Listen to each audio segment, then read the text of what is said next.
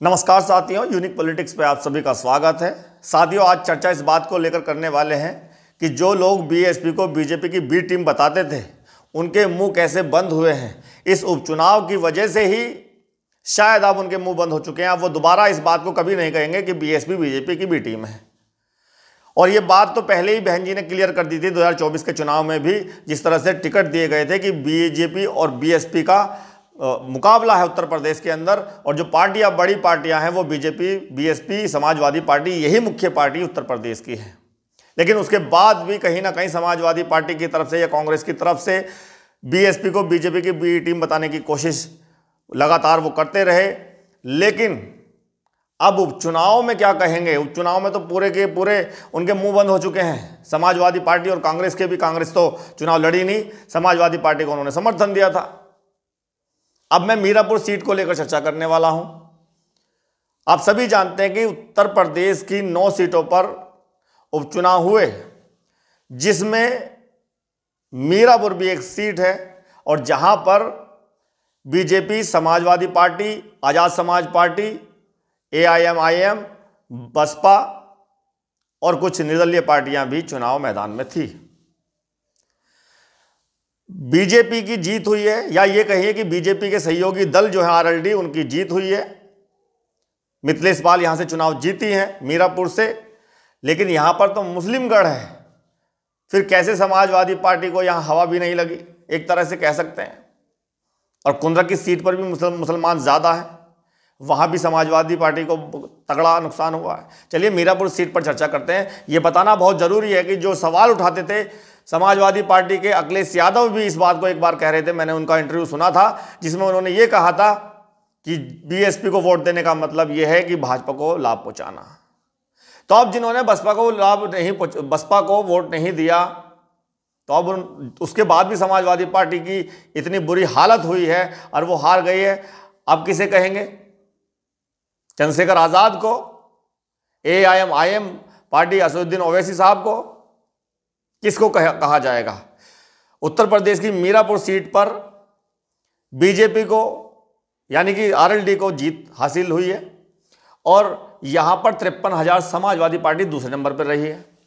लगभग 80-82 हजार, जो मैं मोटा मोटा बता देता हूं क्योंकि मेरी आदत नहीं है कि मैं पढ़कर ज़्यादा चीज़ें बोलूं, तो मोटा मोटा 82 हजार लगभग आरएलडी के जो प्रत्याशी थे उनको वोटें मिली और वो उन्होंने जीत दर्ज की। दूसरे नंबर पर समाजवादी पार्टी, जिनको 53,000 प्लस वोटें मिली। यहां पर तीसरे नंबर पर जो रही वो आजाद समाज पार्टी रही, जिसको लगभग 22,000 प्लस वोटें मिली हैं। और चौथे नंबर पर एआईएमआईएम की पार्टी, जिसको भी लगभग 19,000 प्लस वोटें मिली हैं। तो आप लगा लीजिए कि वहां पर मुसलमान सबसे ज्यादा आबादी में हैं, और आरएलडी जीत गई यहां पर चुनाव। इसका मतलब आजाद समाज पार्टी को मुसलमानों ने भी वोट दिया, दलितों ने भी वोट दिया, और ऐसे ही एआईएमआईएम जो वोटें ले गई हैं वो हो सकता है कि सारी मुस्लिमों के ले गए हों। 19,000 प्लस जो वोटें ले गए हैं, तो 19,000 प्लस 22,000 प्लस जोड़ दें, लगभग 42,000 बैठता है, लगभग प्लस बैठता है कि 42,000 से ज्यादा ये दोनों ही वोट लेके चले गए। बसपा तो मात्र 3,000 प्लस, 3,500 प्लस मान सकते हैं हम कितनी वोटें लिए उन्होंने तो। लेकिन इन दोनों को अगर हमने जोड़ दिया और समाजवादी पार्टी का 53,000 प्लस में जोड़ दे, तो लगभग आंकड़ा 94-95 हजार का बैठ जाता है। और बीजेपी वाले जो जीते हैं वो तो 82-86 हजार जो भी है, इतने वोटों पर जीते हैं। तो इन दोनों को अगर जोड़ दिया जाए तो समाजवादी पार्टी जीत जाती। इसका मतलब समाजवादी पार्टी जो हारी है वो इन दोनों की वजह से हारी है, ये कैसे कहा जा सकता है? तो जो बीएसपी पर आरोप लगाते थे कि बीएसपी को वोट दिया जाएगा तो भाजपा को लाभ मिलेगा, नहीं दिया लोगों ने वोट। मीरापुर सीट पर बसपा को वोट नहीं दिया, तो फिर क्यों हार गए? फिर तुम आजाद समाज पार्टी को वोट गया, एआईएमआईएम को वोट किया, अब इनको भी बीजेपी की बी टीम कहा जाएगा? तो ऐसे सवालों के जवाब ऐसे मौकों पर जरूर मिलते हैं। और बसपा की राष्ट्रीय अध्यक्ष मायावती जी ने जिस तरह से उपचुनाव में अपने प्रत्याशी उतारने का फैसला किया था, लेकिन अपने जो स्टार प्रचारक हैं वो भी बनाए थे, उसके बावजूद उस तरह से चुनाव बसपा ने नहीं लड़ा, ऐसे ही लड़ा मोटा मोटा। और जहां की जो सीटें थी, जहां बसपा मजबूत रहती है, कई बार जीती है और वहां पे अच्छा प्रदर्शन रहा भी। मुझे बार बार कहने की जरूरत नहीं है, आप सभी जानते हैं कटेरी सीट हो, फूलपुर सीट हो, मझवा सीट हो, वहां पर बसपा ने अच्छा प्रदर्शन किया है, जहां पर बीएसपी एक तरह से चुनाव लड़ी भी नहीं तब भी अच्छा प्रदर्शन रहा। लेकिन मीरापुर सीट पर यानी कि समाजवादी पार्टी या बीजेपी को जो फायदा पहुंचाया गया, हम सीधा सीधा कह सकते हैं आजाद समाज पार्टी और एआईएमआईएम की पार्टी ने पहुंचाया। और 2024 के चुनाव की अगर बात करें, जितना अखिलेश यादव उनके अंदर एक अहंकार आया था जो दिखा मुझे उनका, और बसपा के लिए बहुत सारी चीजें वो बोल रहे थे, लेकिन आज शायद ना बोले, आज बसपा का नाम नहीं लेंगे। और जब चंद्रशेखर आजाद नगीना सीट पर लड़ रहे थे, इंडिया गठबंधन का नाम लेकर लड़ रहे थे, तब भी उनको एक साइड कर दिया था अखिलेश यादव ने या इंडिया गठबंधन ने। वो अकेले अपने दम पर अपनी मेहनत पर जीत गए। तो अब समाजवादी पार्टी के जो समर्थक हैं या कांग्रेस के समर्थक हैं, अब वो किसको ब्लेम करेंगे? बीजेपी को फायदा कौन पहुंचा रहा है? बीजेपी को फायदा पहुंचाने के लिए आप कौन कौन खड़ा हुआ है, मैं आपको सीधी सीधी बात बता देता हूं। उत्तर प्रदेश के अंदर 3 ही मुख्य पार्टियां हैं जिनका जनाधार बहुत ही बढ़िया है, मजबूत है। वो कौन कौन सी पार्टियां हैं?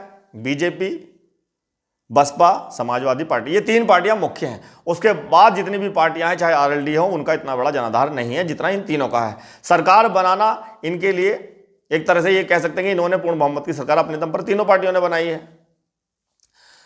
तो बीजेपी को फायदा तब मिलेगा जब समाजवादी पार्टी में टूट हो, जब बसपा में टूट हो, तभी तो बीजेपी को फायदा मिलेगा और बीजेपी के जितने भी सहयोगी दल हैं उनको फायदा मिलेगा।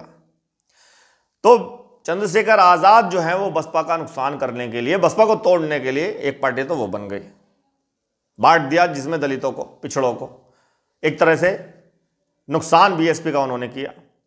दूसरा, अखिलेश यादव जिसके पास सबसे ज्यादा उत्तर प्रदेश के अंदर मुस्लिम समाज जुड़ा हुआ है, यानी कि ये कह सकते हैं उत्तर प्रदेश के जितने भी प्रत्याशी जीतते हैं या समाजवादी पार्टी की सरकार बनाते हैं वो मुस्लिम ही बनाते हैं। यादव वोट जो है वो बढ़ता है, लेकिन मुसलमानों का वोट नहीं बढ़ता। 2022 में नहीं बढ़ा, 2024 में नहीं बढ़ा। और उसका कारण भी है, उसका कारण भी है कि क्यों नहीं बढ़ा। चलिए पहले मैं ये बता दूं कि अखिलेश यादव को तोड़ने के लिए ओवैसी साहब आ गए। एक झटके में ही उन्होंने ऐसे ऐसे चुनाव लड़े।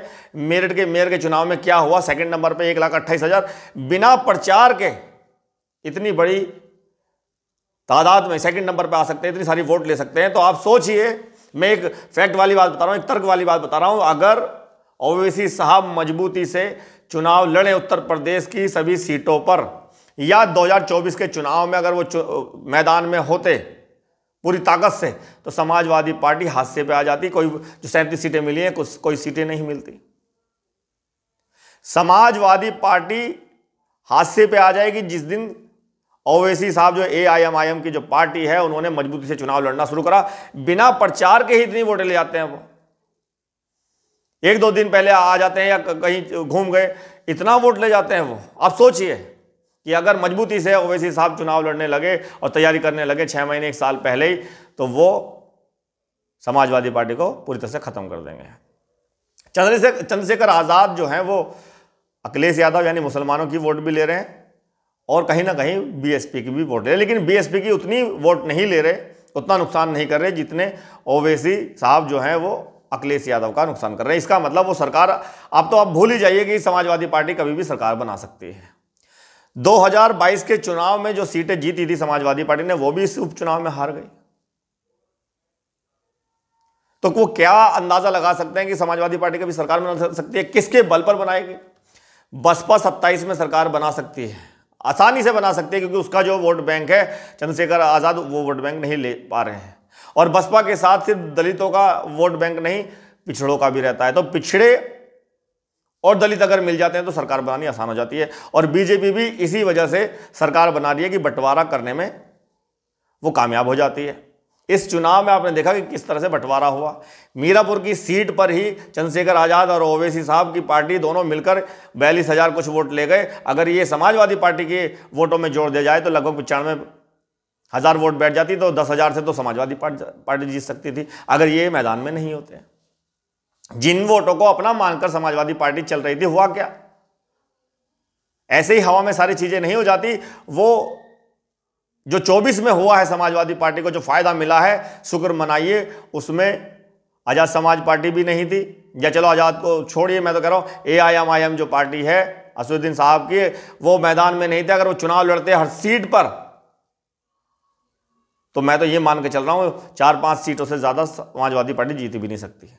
अब तो अपने घड़ी बचाने अब मुश्किल हो गया। आपने देखा कुंद्रा की सीट में बीजेपी को वोट गया है, कितना बुरा हाल हुआ है वहां पर। 1.5 लाख लगभग वोटों से जीतना आसान बात नहीं है वहां पर, जो बीजेपी जीती है। चलिए इस पर क्या कहें, लेकिन हाँ ये कहना मुश्किल है कि जो जीत हुई है वो तो शायद बीजेपी वाले भी नहीं सोच रहे होंगे कि इतनी वोट हमें मिल सकती है उस गढ़ में से जहाँ पे मुसलमानों की आबादी सबसे ज़्यादा है। तो मेरा इस वीडियो को बनाने का सीधा सीधा मकसद ये था, जो बीएसपी को बीजेपी की टीम बताने की कोशिश करते थे तो उनका तो मुंह बंद हो गया, वो तो बोल ही नहीं सकते, बीएसपी को कभी कह ही नहीं सकते। लेकिन बीएसपी बिना चुनाव लड़े ही, बिना मेहनत किए ही 3 सीटों पर अच्छा प्रदर्शन उन्होंने किया है। और अगर मैदान में वो पूरी उससे आएंगी, ताकत से आएंगी, और जिस तरह से बहन जी ने अब प्रेस कॉन्फ्रेंस करके कहा है कि हम उपचुनाव नहीं लड़ेंगे क्योंकि उपचुनाव में कहीं ना कहीं बेईमानी हो जाती है, तो जो भी आम चुनाव होगा उस आम चुनाव को पूरी ताकत से लड़ा जाएगा। तो ये बात तो क्लियर हो गई, अब तो कोई शक की बात है ही नहीं। आम जनता को इस वीडियो को देखना भी चाहिए, और उन लोगों को जो हमेशा से ये बात कहते रहे कि बीएसपी को वोट देने का मतलब है भाजपा को फायदा पहुंचाना, अब आज़ाद समाज पार्टी को वोट देके तो भी भाजपा को वोट फायदा पहुंचा दिया, AIMIM को वोट देकर तो भी भाजपा को फायदा पहुंचा दिया। तो भाजपा का तो फायदा होगा ही होगा जब बंटवारा होगा, और वो नीति जो बनाई है बीजेपी ने उसमें वो कामयाब हो रहे हैं। और मुझे समझाना उन बहुजन समाज के लोगों को है कि आप सभी को मिलकर के बीएसपी का साथ देना होगा। चंद्रशेखर आज़ाद ना तो कभी खुद सरकार बना सकते हैं और ना ही फिर बीएसपी को बनाने देंगे, और भाजपा को फायदा होगा इससे। उनको समझना है मेन। समाजवादी पार्टी को समझे ना समझे, उनका तो जो वोट बैंक है वो खिसक ही जाएगा सारा का सारा, लेकिन बहुजन समाज के लोगों को समझना जरूरी है कि अगर बीजेपी को हराना है तो चंद्रशेखर आज़ाद का साथ छोड़ करके बीएसपी का साथ देना होगा, या बहुजन समाज के सारे लोग, बुद्धिजीवी लोग मिलकर चंद्रशेखर आज़ाद को बसपा में शामिल करें, अपनी पार्टी को वो विलय करें। चंद्रशेखर आज़ाद अगर वो सच में बहुजन हितैषी हैं, ये बात मैं हर बार बार कहता आया हूं कि चंद्रशेखर आज़ाद से हमारी कोई दुश्मनी नहीं है। अच्छी बात है आप समाज के बीच जाते हो, और जाना भी चाहिए, लेकिन बड़े स्तर पर देखें, बड़े पैमाने पर देखें तो बीएसपी की सरकार तब तक नहीं बन सकती जब तक आप इसी तरह से अलग पार्टी बनाकर चुनाव लड़ते रहेंगे। तो या तो बिल्कुल ही वोट देना बंद करना पड़ेगा चंद्रशेखर आज़ाद की पार्टी को, तब जाके बीएसपी को फायदा मिल सकता है। लेकिन उससे अच्छा ये होगा कि चंद्रशेखर आज़ाद जो हैं वो समाज का भी सम्मान पाएं, और वो अपनी पार्टी को विलय करें, बहन जी से बात करें। और हम तो बहन जी से भी ये अपील करते हैं कि किसी भी तरह से बीएसपी को अगर मजबूत करना है, आगे बढ़ाना है, तो चंद्रशेखर आज़ाद को भी साथ लिया जाए। वैसे तो बहन जी इस बात को समझती हैं, मैं उस चीज़ को बहुत अच्छी तरह से समझता हूं कि अगर चंद्रशेखर आज़ाद सच में बहुजन हितैषी होते तो कभी भी पार्टी नहीं बनाते, और भीम आर्मी संगठन के साथ बीएसपी के साथ जुड़ के रहते, और सांसद MP वगैरह जो भी है वो बीएसपी में रहकर बन सकते थे।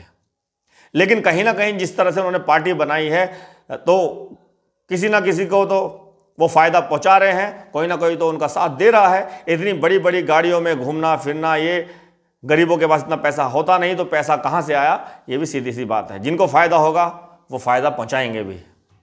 तो इसीलिए शायद बहन जी ने अपनी प्रेस कॉन्फ्रेंस में ज़्यादा अपना नाम भी नहीं लेती, चंद्रशेखर आज़ाद का डायरेक्ट निशाना इशारे में वो कर देती हैं। तो इसीलिए जो अच्छे लोग हैं, बुद्धिजीवी लोग हैं, उनको चंद्रशेखर आज़ाद को पार्टी में लाने की बात करनी चाहिए। अगर वो नहीं आते तो बहुजन समाज के लोगों को चंद्रशेखर आज़ाद का साथ छोड़ देना चाहिए। अगर आप अपनी तरक्की चाहते हो, SC ST OBC माइनॉरिटी और वो लोग जो सवर्ण जनरल में, सवर्णों में जो गरीब लोग हैं, कहीं ना कहीं न्याय की बातें करते हैं, उनके लिए बहुजन समाज पार्टी बहुत ही बढ़िया है। क्योंकि बहुजन समाज पार्टी के कार्यकाल में जो काम हुए हैं वो काम आज तक किसी भी सरकार में नहीं हुए। तो इसीलिए बहुजन समाज पार्टी को सत्ता में आना चाहिए, और सत्ता में आने के लिए जो जाल बिछाया हुआ है उस जाल को काटना होगा। जिस तरह से बीजेपी बंटवारे से जीत रही है तो इस बंटवारे को ख़त्म करना पड़ेगा, तभी आगे बढ़ा जा सकता है।